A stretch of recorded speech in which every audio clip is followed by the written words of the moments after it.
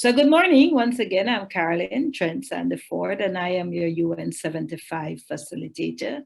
This is our final dialogue for 2020. We've had quite a great journey of conversation so far. We've spoken to over 140, 150 persons. And so we're hopeful that at the end of this year, we would have met our target and get ready, of course, for next year. So once again, thanks for joining us.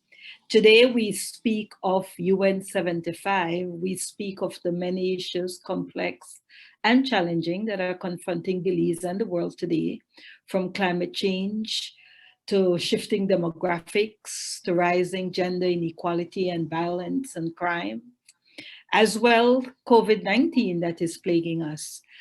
And so today we want to start having that great conversation as to where we are as a society, where we are as a global community, as a community in Belize, and also to start talking about where we want to be and what is this gap that we need to fix in order to get there. So today's conversation will be around those issues that are of immediate concern, those issues that are of future concern, and as I said, what it is that needs to happen for us to create this society, to create this world that we want for this generation as well as for the next. Having said that, I'm going to call on Zana to say a few opening remarks on behalf of the UN. Zana? Hi, Miss Carolyn. Can you hear me? Yes, I can hear you. Great. Some technical difficulties with my mic lately, so just using it when I can. But yes, thank you everyone for joining us this morning for this needed conversation on the United Nations, cooperation, and the way we're going to shape our future. This conversation really is for the 75th anniversary of the United Nations on a whole. And it's a global conversation that we brought nationally. So we're reaching all those we feel that might be left behind, whose voices might not always be represented in the data. And, civil society, businesses, all our stakeholders that we could possibly think of. So I truly thank you for taking out the time to sit with us and have a open conversation. It really is to go through three priorities. Are we on target? What do we need to do for a better future? What can we do together to push a new, sustainable world for all? So with that, I leave it to you, Miss Carolyn. Thank you, Zana, for those opening remarks and putting our conversation in context. As Zana said, it's all about shaping the future together. And together means each and every person, each and every grouping. Oftentimes, as she did mention, there are many voices that are left unheard, many voices that have been invisible. One of the great things about this debate, as we have been going through and having the conversations, we have been having conversations with multiple groups, people from diverse backgrounds, from diverse sectors, whether it's business, faith-based, whether it is civil society persons representing those with autism, disability, unions, young people, indigenous people, students, artists, having a great conversation and finding out what are some of the key issues and challenges that confront us as a people and what it is that we need to do to address these challenges. So first conversation will start really about priorities that are immediate. We all are aware that COVID-19 is plaguing our society. Global conversation, it is also a national conversation, because what we are finding out is that many of the challenges of today are not necessarily only in Belize. COVID-19 is a global issue. Climate change is a global issue. Shifting demographics is a global issue. Widening inequality, socioeconomic inequality and disparity is a global issue. And we have recently seen where flooding again has taken place not only in Belize, but in Central America. And we're seeing a lot of the gains that we may have made being eroded because of these challenges. So the question then becomes, are we on track in terms of creating that sustainable future that was set out before 2030 with the Sustainable Development Goals? Where will we be in 100?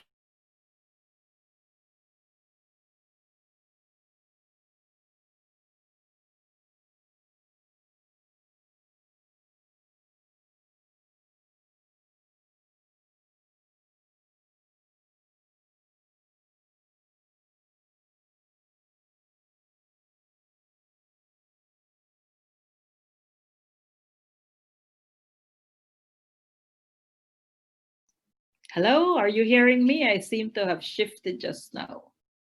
Can someone say if you're hearing me or put in the chat? I went off a bit just I now. can hear you. You did go Okay, on great. quiet for a moment. Yes, the internet, but you know we're in Belize and it happens all over the world and not just Belize. So yes, so having said that, what we're going to do is to start talking about the immediate issues that are confronting us, considering the fact that, as I've said, issues of COVID-19, flooding, and so on continues to plague us.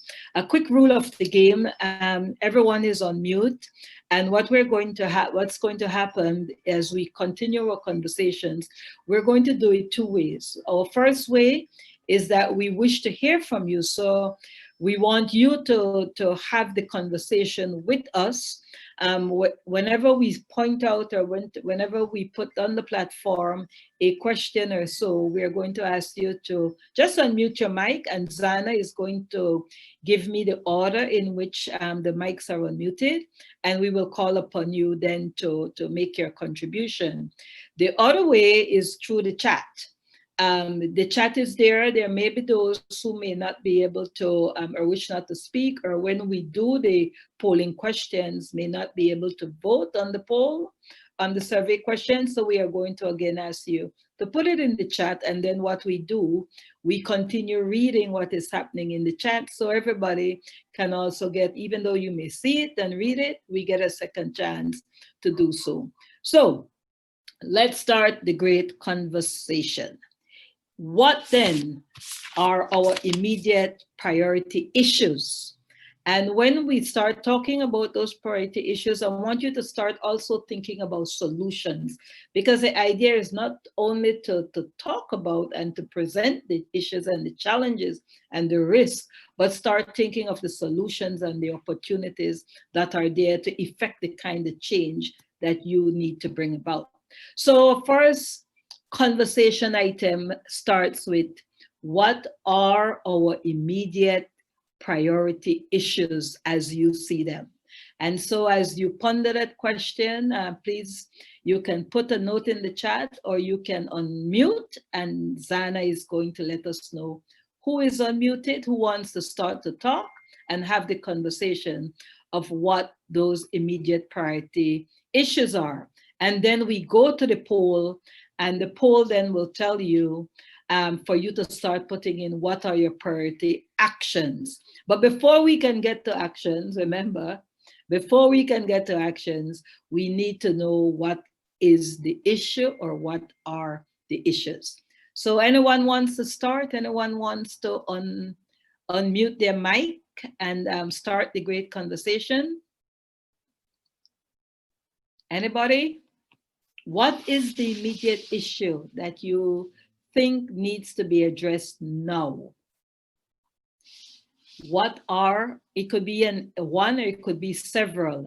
So just unmute your mic if you wish to speak, and Zana is going to let us know who wishes to speak, and then I will call out your name. So anyone want to start the great conversation? Immediate issues, immediate priority issues. Anybody unmuting? We have Andrew. Andrew, Hello. okay. Andrew, can you go ahead? Hello, thank you. Good morning. Good morning. I actually wanted to start with a quick question in order to help me think about your question. What is the sort of sphere? I am not probably as familiar with the activity of the UN in Belize as our other visitors. Can you just give a quick summary or a view of the sphere in which the UN moves and works? I just mean that to see, for me to figure out what I'm thinking with regard to the kinds of priorities you guys will deal with. Thank you.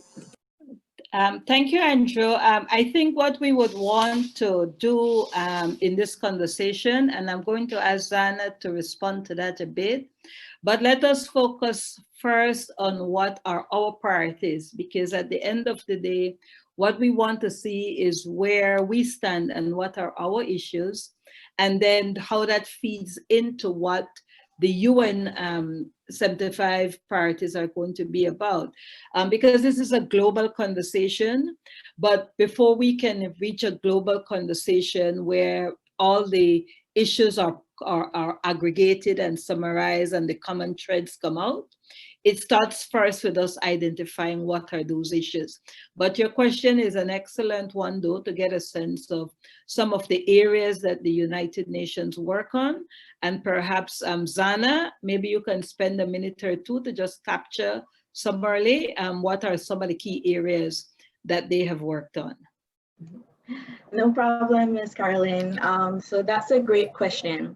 The United Nations, sorry for the noise, but the United Nations has a country team, and that country team is comprised of all the agencies working within Belize. And by agencies, we have, for example, UNICEF, UNFPA, World Food Program. The largest right now, of course, due to COVID, is PAHOHU, the World Health Organization, and the Pan American Health Organization. So there's many different agencies.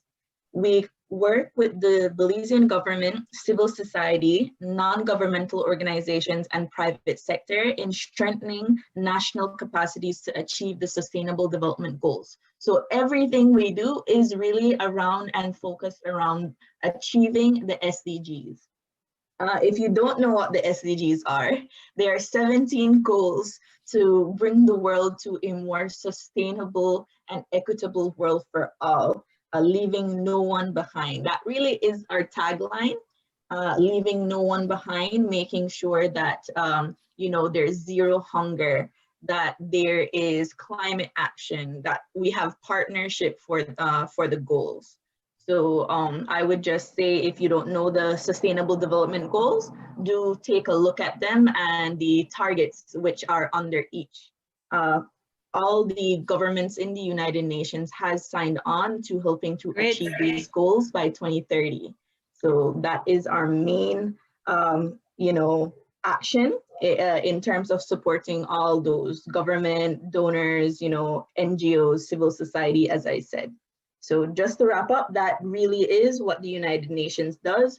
We help in all projects going from campaigns to actual legislation work with the government. Excellent. And thanks, Anna, for putting that in context. And thanks for the question, Andrew. Because as we continue to point out that the whole idea of the conversation is to kind of, in some way, take a reset button to say where we are today in terms of moving towards the sustainable future that was set out under these 17 goals of reducing hunger, of climate action, of bringing about inclusive and resilient and sustainable cities, of reducing poverty, of gender equality, of partnerships and working together, of infrastructure and innovation. All of these are set out in these Sustainable Development Goals. But at the end of the day, all that is now taking place, COVID-19, increasing climate change related issues, increasing violence, gender inequality, as well as what we have seen, the flooding and what has taken place. It has all to some extent upended COVID-19. It has to some extent upended and reconfigured the way we do things, whether in business, whether in government, whether in civil society, whether it's people working on the ground, or whether it's people in policy decisions. And so this conversation is really a kind of ground grassroots kind of conversation, mixed with conversation with people from policy level and so on and so forth. So it's like from the streets to the boardroom, in all sectors and in all and with much diversity. So I'm hoping we captured that for you, and you can now start talking about those immediate issues you wanted to put on the table. We also have Ishmael, who has had his hand up. And okay, so let's start with Ishmael then, and then we go to Pablo. Hi, good morning, everybody. Hope you can hear me clearly. Yes, we can. Great, thank you so much. So I work in the Office of the Prime Minister, specifically in the area of public-private dialogue. And while, I could certainly emphasize the matter of the need for creating opportunities, especially, employment and facilitating business and making it easier to do business, I think fundamentally, one of the challenges that we're faced with is increasing inequality in terms of access to education, access to healthcare, access to job opportunities, and especially if the UN's focus is leaving no one behind. I think we really need to pay attention to that increasing divide in terms of more and more people not having access, specifically on education. I know that we've transitioned to online learning, but it's shocking to know that very many students don't have access to the hardware or the internet. It's disturbing to know that schools themselves and teachers don't have access to these platforms and tools, and some do and some don't, and so it's a problem, and that's in education by itself.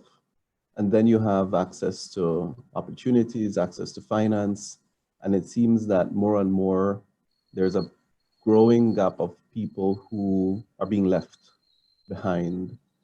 And perhaps we need to kind of really brainstorm to figure out, well, how do we create these opportunities? How do we protect the environment, but yet have people in, for example, buffer zones still have opportunities? How do we have people in low-income urban areas have the chance to lift themselves? So I guess maybe that could be like something that we could use to focus the spokes, right? The spin-off issues. Okay. So that's my contribution, I thought. That's a great contribution. The whole issue of increasing inequality, the widening the gap, the inequality gap. Thanks, Ishmael. That was great. Pablo, you wanted to add to the issue? Thank you very much. Good morning to everyone. My name is Pablo Mis. I work out of the office of the Mayalides Alliance and the Alcaldes Association in Punta Gorda, Toledo. I believe this is a very, very important dialogue, and I tried to make every effort to catch at least this dialogue here. And thank you, Ms. Carolyn, for keeping this on top of our email. It was very important. I was already dropping in the list of emails I had. I also wanted to start off by saying that I think the theme for the 75th anniversary of the UN, which speaks about the need to ensure that we have the future we want. That speaks and that resonates with the I think the aspirations that the Maya people have. I say that because we have actually a very important document that we hope becomes a guiding a framework for engagement on indigenous issues in the Toledo district. It's called The Future We Dream. Wow. That's Okay. the name of the document. Of course, as we have seen, as we've mentioned, there's a variety of issues that is staring down at us, and that we, as an entire Belize population, is struggling to respond to. And I think it was listed by several speakers already: climate change, the increasing gap in inequality, poverty, access to technology, a whole range of things. But perhaps the UN, the United Nations, which is a system that we have used in our work to try to advance the recognition and the rights of indigenous peoples, and specifically the Maya people. The UN, I have to say, I think have been a champion in terms of opening doors to corridors where more dialogue could happen, to look at issues affecting indigenous peoples. And perhaps also bringing it to the forefront where there is now a growing understanding that indigenous peoples call for their recognition is not something that should be seen as special rights, but rather an important part of nation building. And one of my personal aspirations is that Belize would begin to see that its indigenous peoples are important to its nation building process. The UN then, if you bring it here locally, perhaps have an important role. And when asked what are the priorities in the context of the UN at trying to determine the way forward to have the future we want, the UN, I think, in Belize could play a more progressive role in advocating or in creating the environment for the participation of representatives or of indigenous institutions, of indigenous peoples in activities, in meetings, in key discussions and dialogues within the UN systems at the national level as well, but within those spaces of government where those dialogues are happening that will ultimately impact indigenous peoples. What are those things that are priorities that are being discussed? We listed the whole range of them just now. But for us, from our experience, what we see is a lack of proper representation, proper involvement as indigenous peoples. We believe that, that if it is that we are true to the spirit of nation building, that indigenous peoples do have the capacity to contribute to coming up with solutions. And we also do have the capacity as well to bring into effect interventions that would arrest, that would contain some of the gaps that we see right now. So I think that my priority, the priority that we see as work that needs to be looked at by the UN at the national level, is to redouble its effort to ensure that indigenous people's participation and representation is present, is being advocated for, the enabling environment is being created. I think the UN as a body in Belize is perhaps the best institution to be able to create that. And that then would see the involvement of indigenous peoples in all the various priority areas that needs to be addressed. So I just wanted to offer that as I think a priority that we see. Excellent. Thanks a lot, Pablo. I like that document that you spoke about, The Future We Dream, and it aligns so well with this national and global conversation of creating the future that we desire, that we want, and not just for ourselves, because we are also getting there in age, but for the next generation and the generations certainly to come. Do we have anyone else wishing to make a contribution at this time? If I go to the chat, I see Andrew say, I work in education and will heartily affirm the statement about online education. Many are left behind. And Pablo said, I will be happy to share the document. Great, Pablo. If you have a link to it, please feel free to share it with me or in this chat. If there's a link, if it's a document that you wish for me to share with the participants, please send it to me. I can certainly share it. So Zana, do we have anyone with an open mic? Anybody else? Alexa has raised his or her hand. Alexa. Hi, good morning, everyone. Good morning. Alexa Peralta. I'm also a colleague of Mr. Ishmael Quiros. So as I was listening, what came to mind to me was the issue of local planning. So when we talk about partnerships and ensuring that communities are included in policy making, I think what has happened many times is that the translation from national planning to local planning hasn't been done. So while we have these marvelous plans in how do we tackle climate change, how do we tackle sustainable development, it's done at a national level. It's done with policymakers, but it's not done at the grassroots level with the locals and getting them involved and even building the capacity in being champions and stewards of the areas that it's really theirs. You know, many of these things have to happen at the local planning level. When we talk about housing, when we talk about mitigating climate change, in just choosing what areas that people can build homes in that are not flood prone, for example. That is really local planning. And I think that is an area that certainly as a government working with communities, working with the private sector needs to be done a lot more, not just quote unquote engaging, but actually having conversations like these ones in where we ask, what are your priorities? What are your needs? What is it that you see for your community and how do we help you achieve it? So the idea of that the UN and the SDG pushes for partnerships, I think is an area that needs to be strongly discussed and fostered when we talk about planning and moving into now and a new future.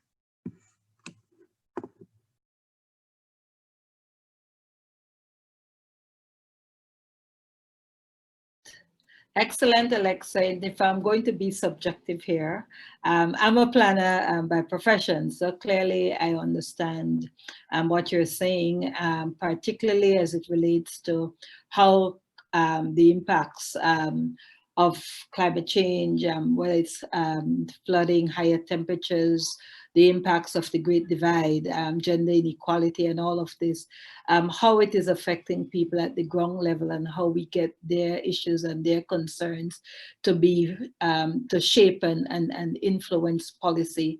And I think, so I really like that as well. And like I said, I'm subjective, so I think I'm allowed that. Anyone else, Zana? We have Isa. Okay, Esau, okay. Esau? Hi, good morning, everyone. Can you hear me? Yes, we can hear you. Okay, good morning. Okay, so I will fully Go ahead, agree Esau. Is there a little bit of delay? Hello? Okay, let me adjust this here. Can you hear me okay? Yes, I'm hearing you. We're hearing you. Okay, sorry about that. Good morning, everyone. I would like to go ahead and actually concur with Alexa just now as well as some of what she said. I understand completely. In terms of the to my point, going on a little bit on that is basically the community building. We're not as much, and this is something probably we can get assistance from the UN in that, but how can we build our communities basically to, you know, respond to these things a little bit better? My main thing for me, or one of the main priorities for me, would be on our youths, basically the next future, or basically the future, I should say, in terms of the abuse of children. You know, it's something that's been on the rise of late in our communities, and how can we actually, you know, try to get in there and basically stem to move that type of, wouldn't say negativity, but you know, from within our society. It's becoming more and more common, and that's something that I focus in, you know, looking at how I can go ahead and actually do that within my community. So to me, that would be my priority in terms of this entire conversation, along with every other thing else that everyone has been saying so far. But community building is my main objective, and we must do it together, not only at home but abroad as well. Excellent. Andrew said you wanted to expand on the educational access. You can go ahead. Is there anyone else with open mic, Zana? No, not that I can see. Okay, great. So Andrew, you wanted to expand on the educational access issue. I think that's a very important issue, considering all that, again, like we said, is happening.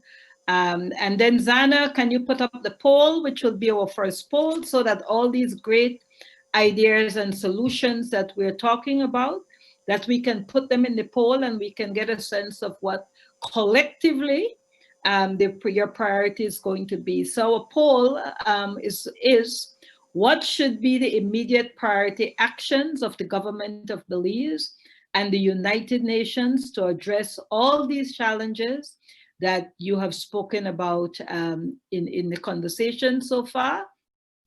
So if you can click on the poll and you can vote, and as you vote, we're going to see what are some of the priority actions that collectively you are talking about. Andrew, you had wanted to expand a bit on the educational access. You can feel free to go ahead, and while we are voting in the poll. So the question then becomes, what should be the immediate priority actions to address the challenges? I'm beginning to see a huge one, the performing arts. Andrew, can go ahead if you wish. Thank you.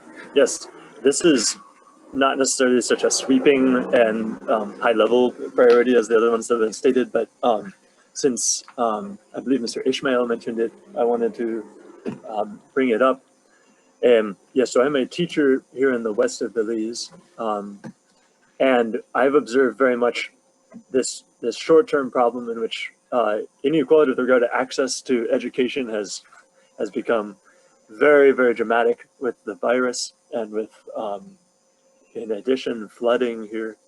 There has been an assumption, it seems, that students, that we will be able to do school no matter what, we'll just do it in a different way. And I think there's been a lack of creativity and flexibility in goals and observation of the realities on the lower level.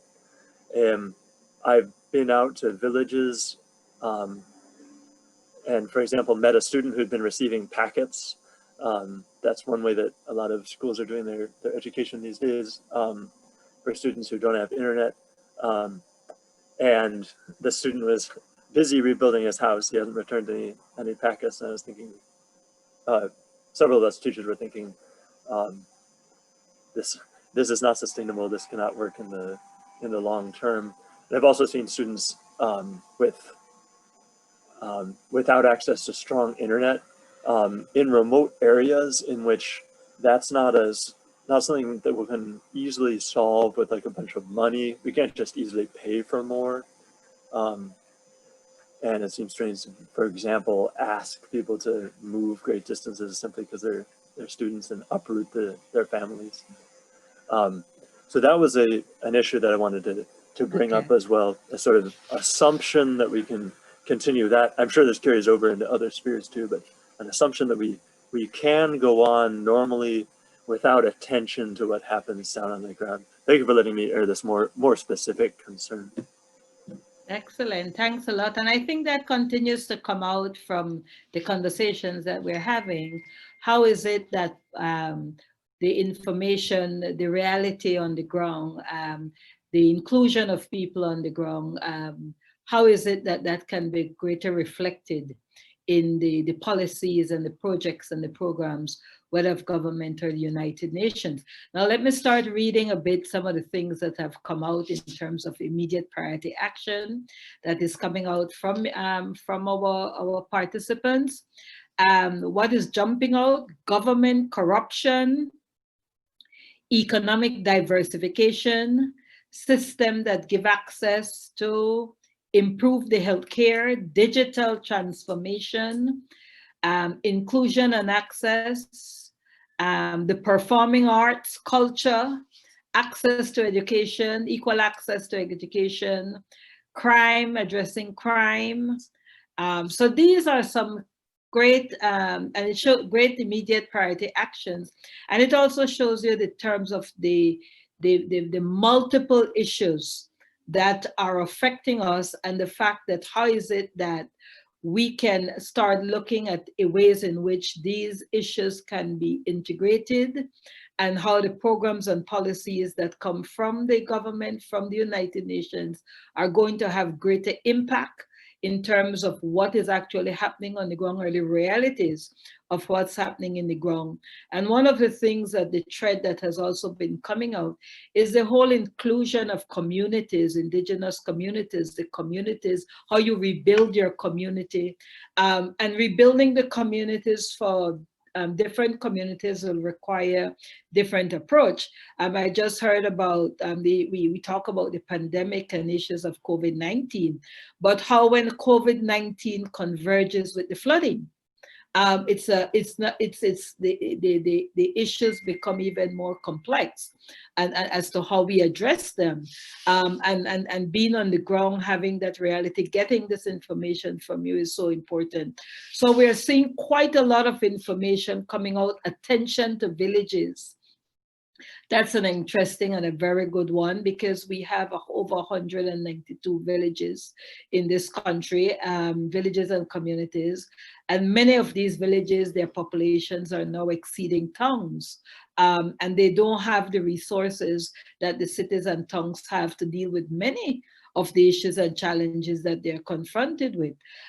So those are serious issues that we have to start looking at. So we continue to write in equalities, information technology, digital transformation. Again, we see that popping up, and we hear talk of the whole issue of technology and how COVID-19, the platforms now for education. But as someone brought up, yes, it's a platform, but there is also the digital divide, and there's a digital literacy, because where the hardware and the internet connection, and then the know-how to use technology. Technology brings great opportunities, because clearly it can leapfrog learning, it can leapfrog business, it can leapfrog access to information, and so on and so forth. But then if it is not there, how do we grasp those opportunities? And so it's great to see all of this, and we're going to take these into consideration as we now move into our second component of this this dialogue. One of the things I see jumping out though as I leave is access to education. We see access to education if we watch the the screen, we're going to see access to education as something that has jumped out at us. Financial assistance, performing arts still there, attention to village education, crime, agriculture education. Again, COVID-19 has taught us that in light of things like food and food sovereignty and security, education in agriculture is so important. So we can now start talking a little bit about what next. So these are our immediate priority actions that we want to happen now. So let's start talking, to use Pablo's words, the future that we dream of. Let's start talking about 2045, because 2045 is really just 25 years from now. It's right around the lane in terms of time, if we can put it that way. And where we sit in our society, in our country, and we look at the global place, and we see all these complex issues and challenges confronting us, does it give you hope that things are going to change for the future? Do you see the future as better off? Do you see the future as worse off? Or do you think the future is just going to be status quo, same old, same old? So in other words, do you have hope and optimism that things are going to change in the future? Having listed what are your immediate priority actions, do you think if these actions if they're implemented, that we can see a better future? Do you have hope that they're going to be implemented? So we want to start looking at another poll that we have that says, do you think 2045, the people of Belize and in this world will be better off, will be worse off than today, or will they be the same as today? So Zana is going to put that poll, she's put that poll in the chat, and we're going to ask you to click on it and to vote. And if you cannot have access to the survey online, we ask that you put your response in the chat. So the question then becomes, do you think in 2045, the people in Belize and the world will be better off? Will they be worse off? Or will they be the same as today? Do you have hope for change? Do you believe the future that you aspire, that you want to create, is going to come about? And do you believe that, or you believe that nothing is going to change, that it's going to be the same? Or are you thinking that we're going to be worse off? And then we're going to open up the mics again and start talking about why you feel this way. Why is it that you believe that it's either going to be better off, it's going to be the same, or we're going to be worse off? So I'm going to ask you, as you're voting, for you to start unmuting your mic if you want to make a contribution as to why you voted the way you voted. If you have hope for the future, if you believe that if we do something now, take the actions that you are saying, that we are going to have a better future? Or do you have hope that the actions that you have recommended, that it is going to happen and that we're going to have a better future? Or do you think we're going to be the same, or we're going to be worse off? So Zana, anyone on the unmuted mic?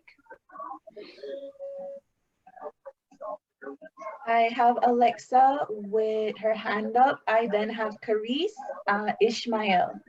All right, so we have Alexa, Sharice, and then Ismail. So Alexia, go right ahead.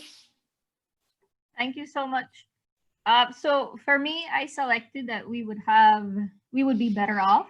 And why I think that is because there is so much disruptive technology now that is, so at simple things such as Facebook, which is now allowing us to be more connected, more informed, which in that case makes us more empowered. And an empowered people, I believe, can then try to drive greater change in their country and in their communities. And I think that's what we're seeing now. you're seeing more voices being heard against corruption. You're seeing more voices being heard in demanding more and better and wanting it. And it's also giving us, the youths, an opportunity to get familiar with what has been done in other countries, how it has been done, and what has been successful and not. It's as easy as doing a Google search. You know, what are tools to combat corruption? And you'll get publications and publications of what's been done, what hasn't worked. Countries that have been doing these things from in the 1980s. So information is so readily accessible now, and with information, there's power.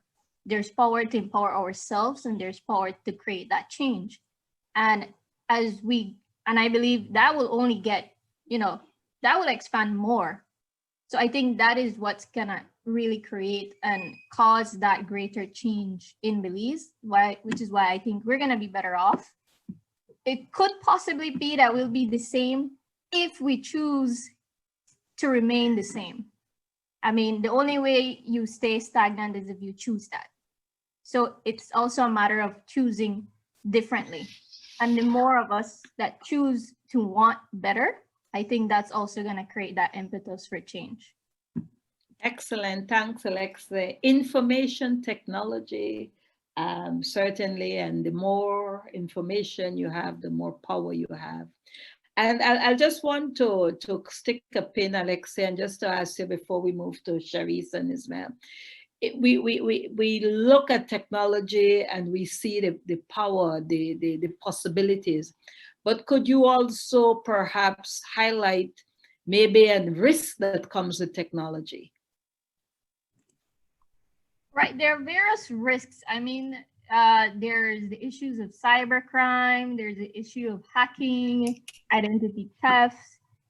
There are various issues that can come from, it can even come from misinformation, as I'm sure we have seen in the global world, where sometimes people read something and they think it's factual because it's on the internet, but it doesn't necessarily mean that. So it could also be that we become misinformed at the same time.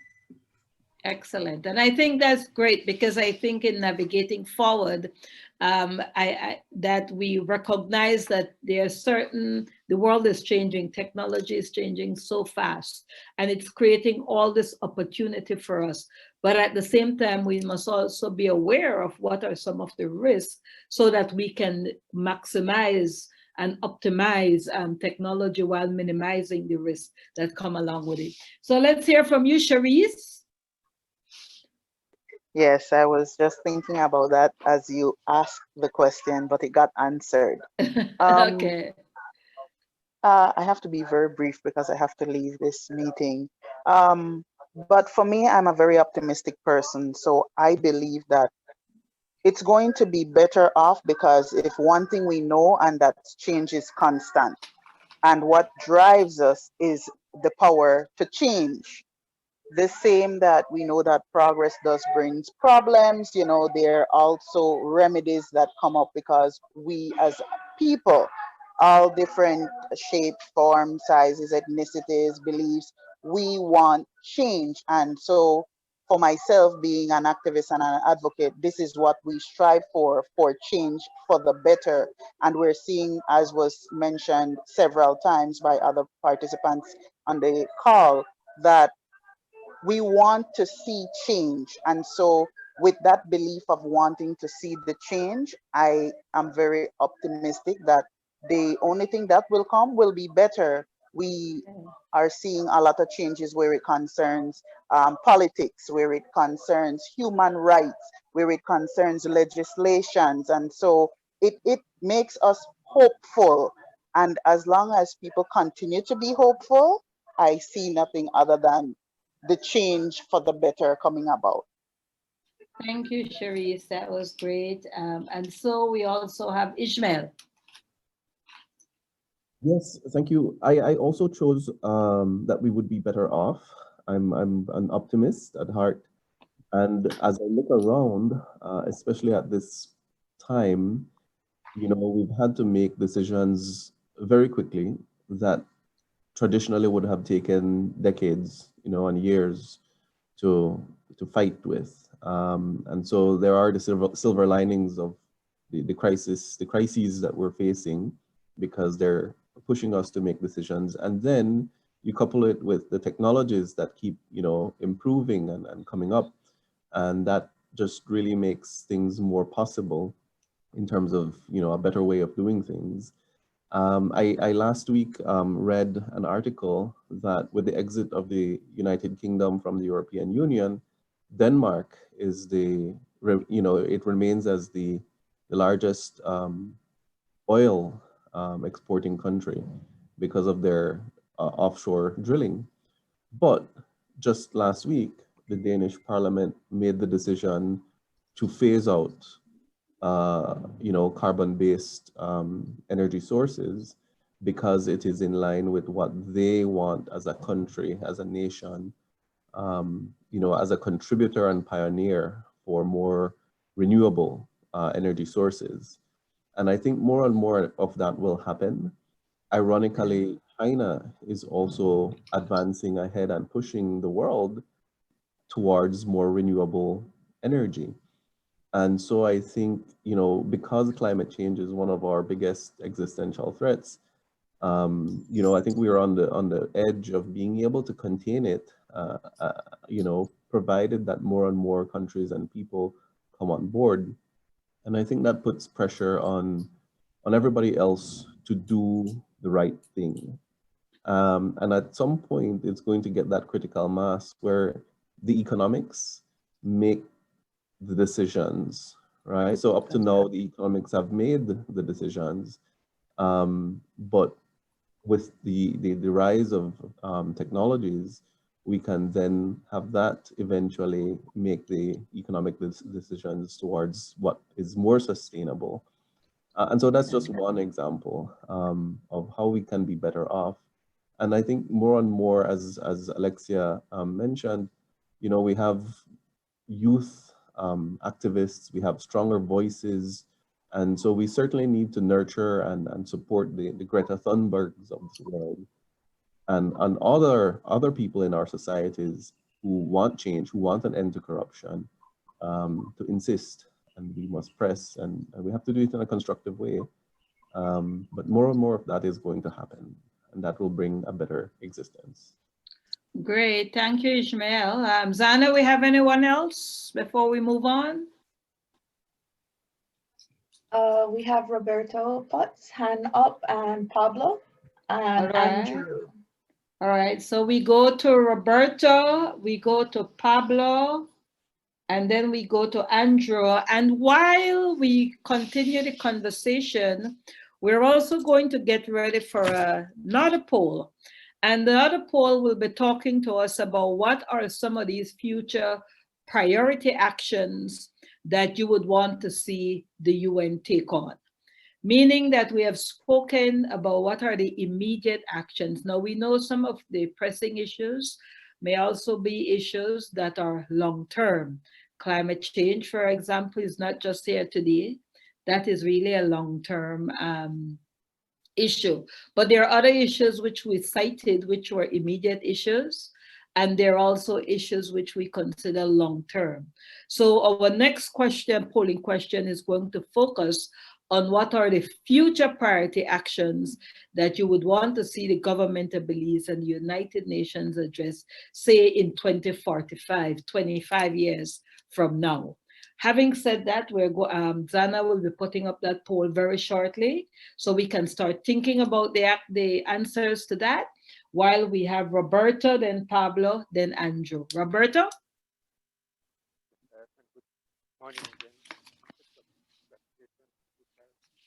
I'm not hearing you. I'm not sure if it's only I. Can you be a little louder? Hello? Yes, good morning. Yes, hearing you now. All right, sorry about that. Yeah, just a quick congratulations, Carl. Looking forward to a sensible debate in the Senate. UN75, UN75, Roberto? Thank you. I couldn't help myself. Thank you. Well, because I'm one of those that's optimistic, and I think with good cause.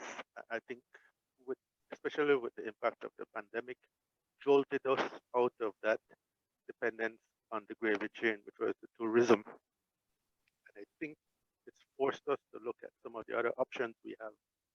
and the competitive advantage that we have in Belize, because we see how people have sort of undervalued what they can sell even as a tourism product, and started towards more of a mass tourism, which we don't get value for, in my opinion.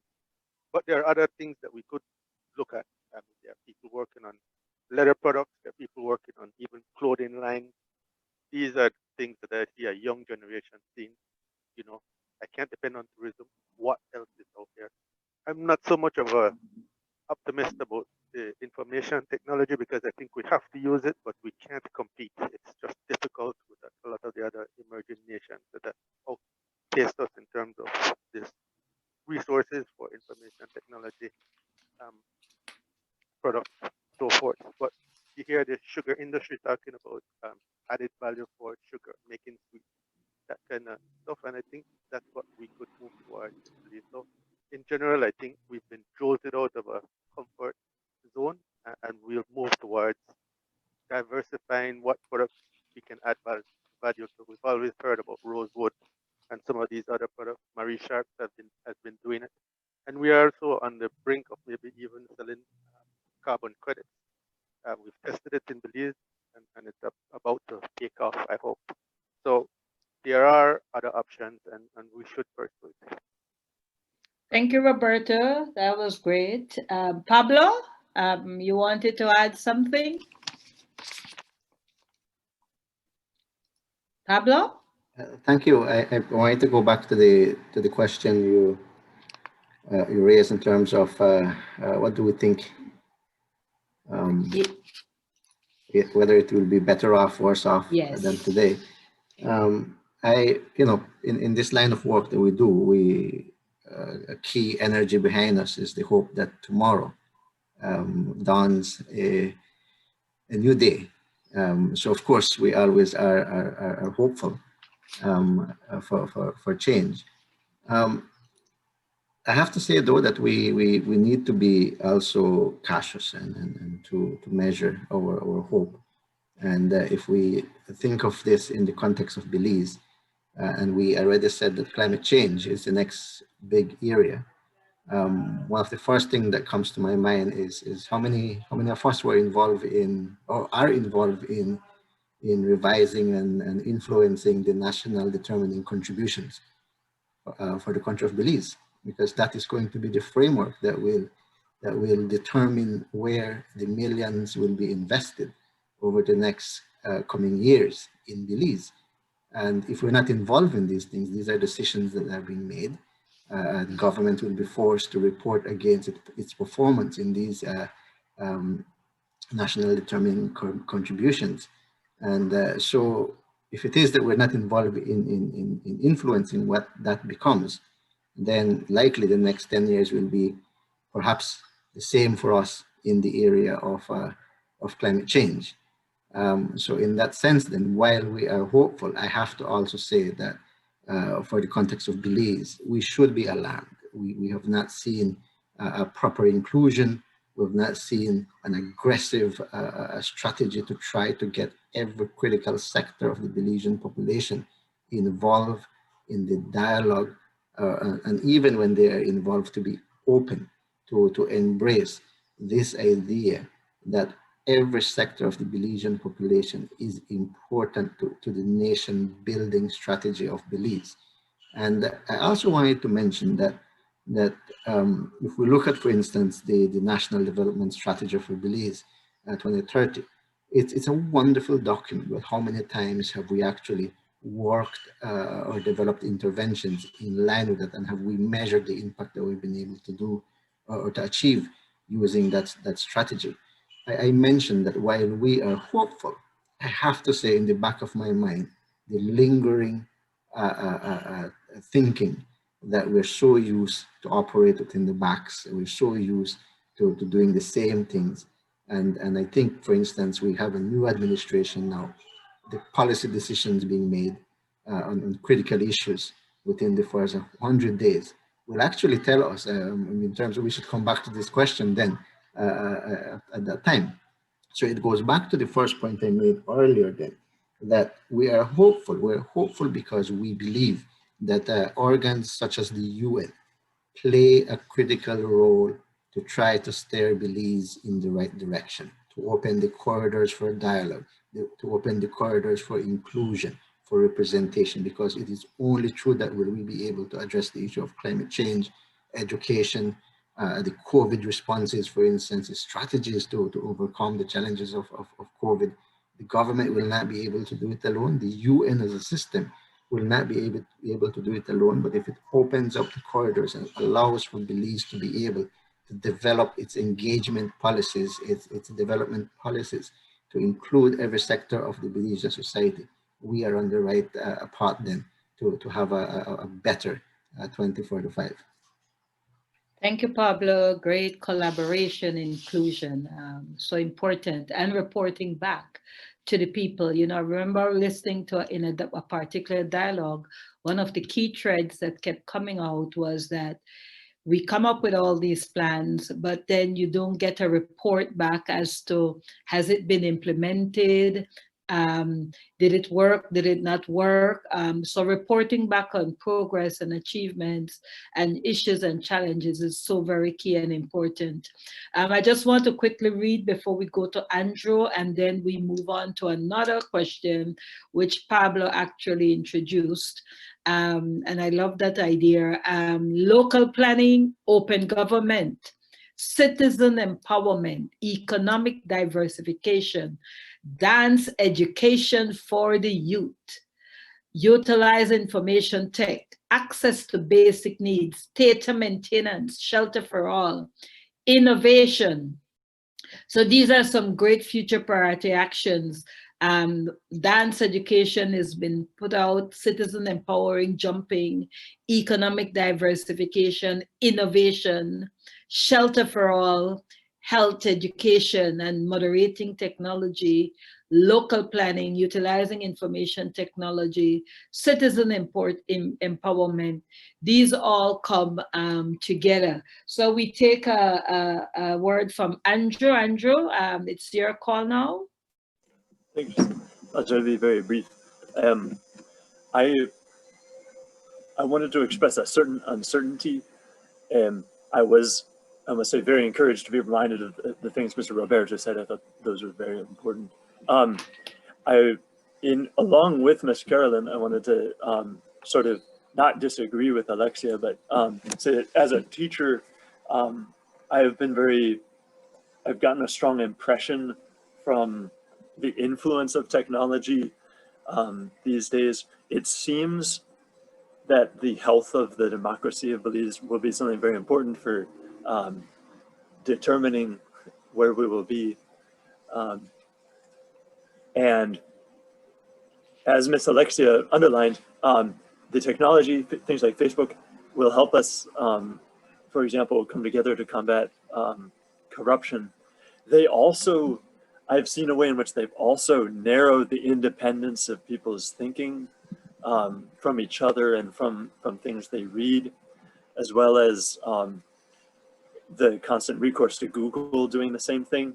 So I think it's a great question that we want to ponder, whether these forces will become a certain government of Belize as well, whether they will lead everyone to look more constantly to the United States, or whether certain trends with regard to them will be reversed and there will be an independence of thought that I think I'm afraid is being lost. Thank you. Thank you, Andrew. And so there is a challenge, you know, and the balance and how we look at opportunities and find ways to mitigate the risk. Because even with climate change, we are aware that it brings higher temperatures, it brings rising sea levels, it brings increased flooding, and we have seen the devastation it has taken on many of our communities. But there is also the other side of climate change, which it also gives us an opportunity in terms of accessing funding and rethinking how we do development and doing adaptation, but at the same time addressing some of the very issues that we speak to. And as we look at some of the future priority actions, shelter for all, it creates an opportunity to highlight the role of local and community planning. It gives us an opportunity, and I think Robert brought this up, of economic diversity and sustainable economic diversification and sustainable development. Their COVID-19 technology, it has all bring new capacities. And so we can see where future priority actions are there, which we can start looking toward in terms of addressing what are some of these future priority issues. At the same time, finding ways in which capturing on the opportunities, but at the same time, ensuring that we mitigate the risk. The issue that came up, for example, we can be hopeful, but there is also, to go back to what Pablo says, to inject that sense of, yes, we are hopeful, but we must also be cautious to ensure that we track along the way, because we can be hopeful and leave it at that. And then, of course, as Alexa was pointing out, the young people, the whole issue of young people becoming more involved, getting a voice and having that voice now being heard, and in multiple platforms on Pugnich, that voice can be heard, but that has to be balanced as well, where I think Andrew spoke of, well, let us also look that it narrows the thinking. So it's how we rethink development, how we rethink this journey that we have to take to ensure that at the end of the day, we do create the future for all of us, that sustainable future, a future that is inclusive, a future that creates opportunities, a future that reduces and minimizes and that gap between that economic and social gap. We see issues of social well-being, face-to-face outreach, health, education, theater maintenance, industries, open government, women, youth inclusion, community feedback, innovation. So all of these things are so important to priority actions that must take place in the future, some of them now, but as we move towards the future, it becomes even more important. And so going now into winding up, because we're getting ready to start winding down, the next question that I'm asking Zana to put up on the screen is the global cooperation, because we've spoken a lot of these issues, and we found that issues that are confronting us are not just confronting Belize, it's confronting the entire world. But we are here having a debate as to what's happening within our own society and within our own country. And so we have to start thinking about the cooperation that needs to exist. And so a question then, which Zana is going to put up, is global cooperation through the United Nations vital to dealing with the challenges of today and the future? So we're asking you, if you see the role of the United Nations as vital, as important in order to address some of these challenges for today and tomorrow. We've already been hearing from some of you that you already see the United Nations in this light. The United Nations, to quote some of you, has opened the corridors, have opened the door for dialogue, for greater representation. Being signatories, Belize is signatory to so many conventions, from the United Nations Convention Against Corruption to the United Nations to eliminate gender inequality, to address issues of violence against women, from the signatory to the Sustainable Development Goals, to the human rights, to ending discrimination against persons with diverse ability. We see so many conventions, the conventions for biological diversity, to climate change. We are signatories as a country to many of these cooperative instruments. So then the question is that a good thing? And do we see the UN as vital to dealing with the challenges of today?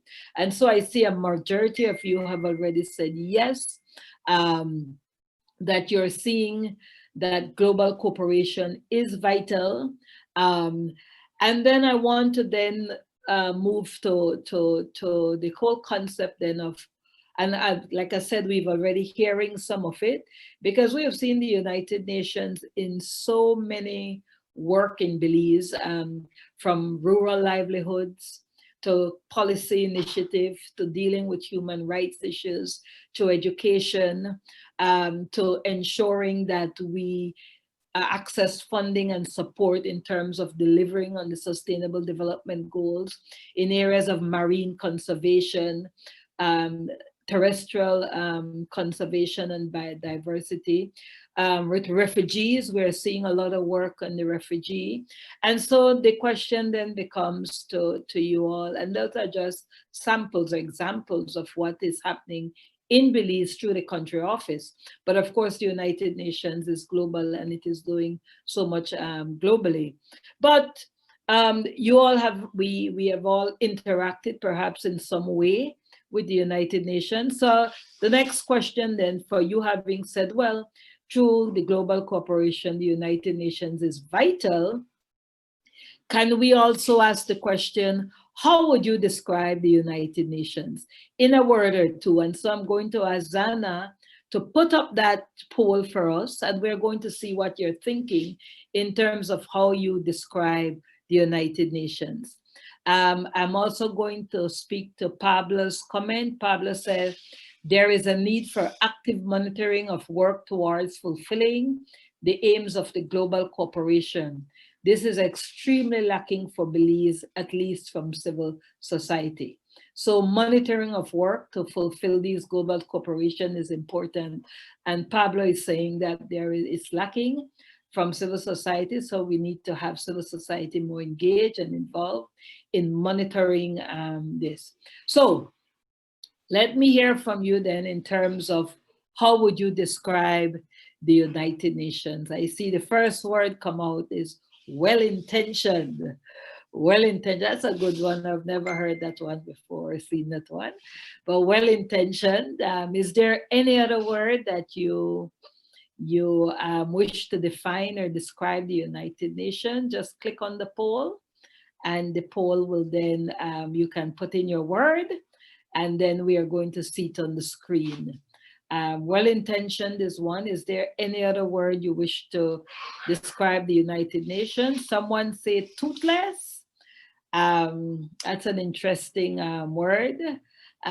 Again, it is important to know and understand their role and to appreciate what they can or cannot do. So that in terms of your description involves a lot the interaction that we have. Mover and shaker, wow, that's good. And overseer, well-intentioned and toothless. And so perhaps we need to also start thinking how better, what can the UN do to improve? So we as we are having this conversation on how you would describe the UN, I also want to start you putting on your thinking cap as to how you would make recommendations, or what recommendations would you make to the UN in terms of improving how they function and work, and what it is that they need to do to address all the challenges that you have pointed out that confronts us immediately and will confront us in the future. So let's get us a couple more words. Building respectful relationship, fostering positive collaboration, peacemaker, overseer, mediator, thorough, and global experience. Wow, overwhelming to small governments, interesting. Overwhelming to small governments. And so we have quite some great description in terms of how you all see the United Nations. And so let's now start thinking a little bit, again, like I said, as to how is it you think that the United Nations can better manage these challenges? So I'm going to ask Zana to, as we begin the process of winding down, this will be our last question that we will be asking you. How can the United Nations better manage these challenges? So put on your thinking cap while Zana posts that question in the chat. as to how we believe the United Nations can better manage these challenges. So you've identified so many issues, so many challenges. You've listed them and captured them on the immediate priorities, and you've captured them on the future priorities. And you've also given an indication of what it is that you, how is it that you can describe, how is it that you would describe the United Nations? And we got quite a lot of words.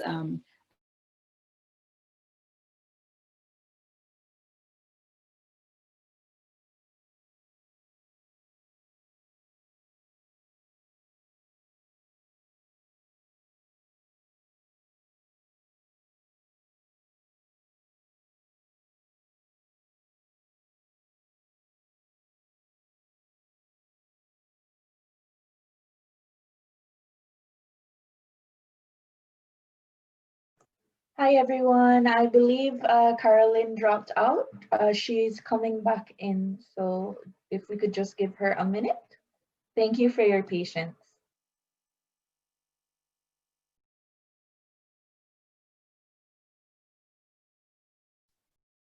My internet clocked off again. So if I went off on a tangent and you didn't hear me, I'm just back. The challenges of technology, but that's okay. Yes, so we are at the very end. And so we're now asking you to make recommendations as to how it is that the United Nations can better manage these challenges. We've spoken about many of them, issues of inclusivity, of representation, of being part of nation building, of addressing digital technology and the digital divide, capturing and optimizing the digital transformation age, dealing with education issues, healthcare issues, dealing with arts and culture and theater and dance and performance. We've seen quite a lot of priority issues and challenges that you have said, and you have also posted some actions as to how to address these priority issues and both in terms of immediately and in the future. You've also described the United Nations, and most of you have said you're very optimistic, you're hopeful about the future. So if we're hopeful, most of us, about the future, and even if we were some who said they were not hopeful, or some who said, you know, they think things are it's going to get worse off, then it's probably because of all the many challenges that we are confronted. So how then can the United Nations better manage these challenges? And so we see two key recommendations coming out. Let me read one from the chat. It says, be more respectful of cultural norms. So someone from the chat saying, be more respectful of cultural norm. That is a way that they can manage the challenges. Two others are saying, enjoin blocks of interest. That is CARICOM, SICA, and AOSIS, which is the small island states. Belize, I think, has just stepped down from its rotational leadership in that. Capacity building in developing countries for effective program development. So are there any other recommendations that you would like to make to the United Nations? Basically to say, how is it that they can better manage these challenges? In the meantime, I will remind you that as we're about to start closing down, the last link that we're going to put in our chat will be the UN online survey, and we're going to ask you to please to fill out that survey and let the voice of Belizeans be heard in a global space. So we're going to be able to share our dialogues and the summary and highlight the key issues that are coming out of these dialogues, but we also can take the survey and contribute in that global space. So let's see what other recommendations are made. So we see understanding which challenge falls under its responsibility, a respect for the limits and strengths of local and rural modes, remain engaged, focus more on people in administration, include youth voices, better oversight on projects, more local outreach, and youth volunteerism. Let me see, rallying with regional organization CARICOM, especially for for CARIFESTA, Regional Performing Art Festival. Okay, so let me see what else is in the chat. Okay, so Zana has posted the online survey in the chat. And so I'm going to ask you to please take the online survey. And so we've gotten a lot of recommendations. There's a one in the bottom I see, but somehow my my screen is not picking it up. I'm only picking up 6.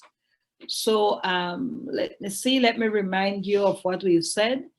And joint blocks of interest, that's collaboration. Great, I'm seeing it now. Capacity building at all levels in planning, policy making, and project design. Conduct more dialogues such as these, work more at the grassroots level. Country offices to rise and embrace their role to promote human rights, sustainable development, and protection of, can you take it up a bit, Zana? And say protection of. It says protection of something, and protection of vulnerable communities. That was the first. And the second, regional capacity building for civil society, indigenous peoples institution to better access the UN. Wow. These are some great recommendations, and we're certainly going to document them, record them, and put them in our report and say, this is what the people of Belize is saying. I don't know if anyone would like to add any last word. This is an opportunity to open back your mic and for you to have any last words. Anyone want to add a final 30 seconds word as we close off our dialogue? Please remember to take the UN online survey. Zana, anyone opening up their mic? Anyone wishes for a last word? None that I can see, Ms. Carolyn. Oh, we have Pablo now. Okay. Just to quickly say that I really enjoyed the format of the dialogue. I think there should be more dialogue as such, because it brings into focus some of the issues that we're confronting on a day-to-day basis as we sit behind our desks. But it also inspires us to keep doing what we're doing and to know that there's a lot of people there trying to do good to build the future that we want. So thank you. Thank you, Pablo, and please ensure we get that document. I'm just excited about just how it's phrased, the future we dream, that we can share, because all of us dream of a better future for all of us. Zana, would you like to do a final word? We have Roberto who raised his hand. Oh, okay. Roberto, go ahead. Just to quickly echo Pablo, he said it just before I was about to say that. It would be good to have something like this. And I know the logistics might make it difficult to do it nationally, but this was very rewarding. And I enjoyed hearing the input. I assume it's from a younger generation, Carolyn. So this would be great if we could replicate this or reproduce this sometime down the road to see where we are and where we want to go. Absolutely. Thank you, Roberta. Let me say that one of the things we will do is to continue the dialogue in January. We have also had great conversations with students, with artists and the creative industry. We've had young women. We've had quite a varying groupings. And so if any of you would want to have a dialogue specific to a grouping, a special interest grouping of people, please feel free to contact me and we will share this with the UN to see if this can be facilitated in January. These are the kind of dialogues we want to continue to have, but not just have, but going back to the point, I think that we keep saying that it's not just about making recommendations, it's about seeing how these recommendations are channeled and influence policies and programs and projects, but also how they are reported back on. to see whether it worked, whether it did not work, and whether changes have to happen. COVID-19, if nothing, have said to us that, and I think it was, I'm not sure, I think it may have been Ishmael who said that if nothing, what COVID-19 had done was force us to think on things that maybe we would have lagged behind to think. And so I think it's so very important that when we have these kinds of conversations, that it's a continuous process to the point where we see the results of the recommendations. Marcella, I wanted to add, thanks, Pablo. Marcella says there needs to be accountability. If there are new communities organized to take census of actions, improvement, delinquency in communities, then those hired must be accountable. There's limited resources for the minority, decreasing involvement from youth, young adults, then someone needs to hold their hands literally and lead them in closer conversations. Great, I thank each and every one of you for taking the time out to spend this morning with us. We really appreciate it. As I said, the conversation continues. If you did not register for the dialogue, I ask if you can go back into the link that was emailed to you and register to ensure that we have you in the directory of persons who registered and participate. We have recorded it, so we know, but we would want still to have your information in that list of participants. So as we report back, we know the people who we ought to send reports of our progress. Once again, thank you very much and stay safe. Wash your hands, keep your social distancing, and wear your mask. Thank you once again. I really appreciate the time you spent with us. Bye-bye.